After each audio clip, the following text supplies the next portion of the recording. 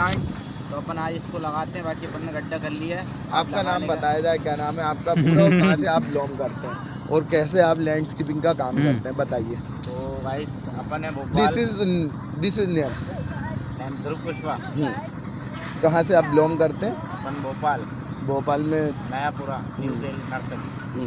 तो बाकी अपन यहाँ पर टपेरी लगा रहे हैं, तो आप लोग देख ही सकते हो। मैं आपको टपेरी लगाने का तरीका बताता हूँ। आप लोग इसको आधा काटिए बोरी को, अगर पूरा काटोगे तो ये झटका ले जाएगी, पीली पड़ जाएगी। इसको इस तरीके से लगाइए, पहले से इस तरीके से लगा के